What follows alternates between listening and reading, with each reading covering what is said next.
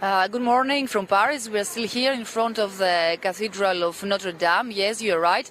After the first shock, the tears, the fear and the dismay of the people on Monday evening, the following day and days, they realized that the building is still there, that the worst case scenario was finally averted, and that there's still hope and relief that this building can be restored and rebuilt.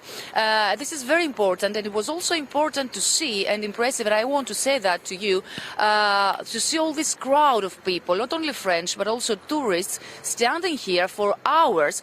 And when they saw a car with the firefighters that passing, they just applauded.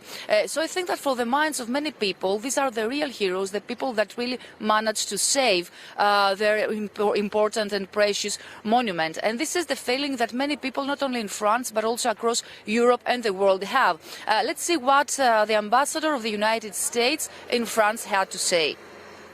I have competing sentiments because on the one hand, like everyone else in the world, my heart is broken because this is such a treasure, not just for Paris, not just for all of France, but really for all of the world, and certainly for the Americans as well. So your heart breaks for everything.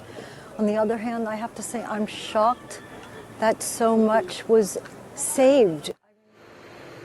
The US ambassador to France there. Efi, do we know anything more about what might have caused this fire?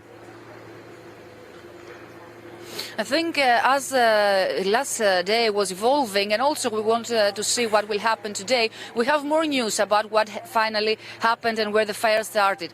We know that the public prosecutor of Paris earlier yesterday said that they were closer to the assumption that it was an accident and that this fire started actually by the roof of the building. We know that the roof, by the basis actually of the spire that finally collapsed. This basis was made by oak beams that actually some of them they are dated back in the 13th century. The blaze, so the blaze was found there, and the fire was really spread very, very fast.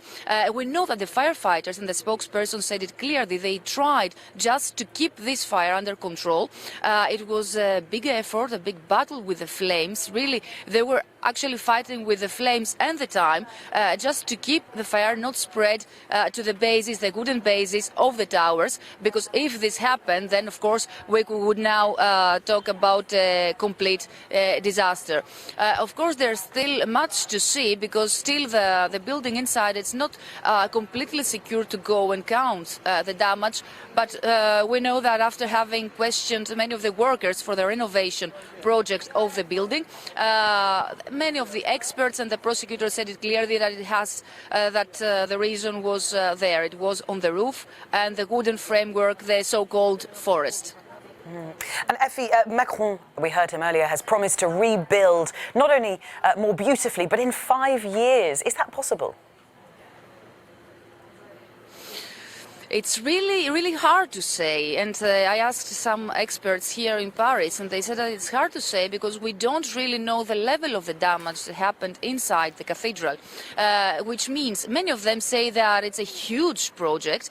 It can take years, even decades. Of course, it depends on many factors. One of the factors is the hundreds of millions of euros needed in order to restore and rebuild this building, and many, many experts from around the world.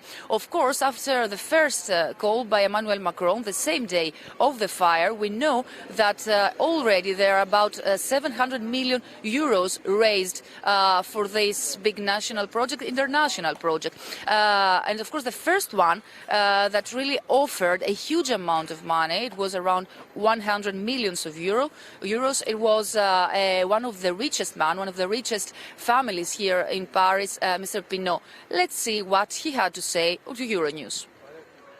The anchor of France is the kilometer zero of France. That's the center. That's the heart of France, the heart of Paris. And you know, when I was looking at that, I was feeling something inside me, and not just me, but I had young people around me that don't even know the importance of the cathedral in the French history.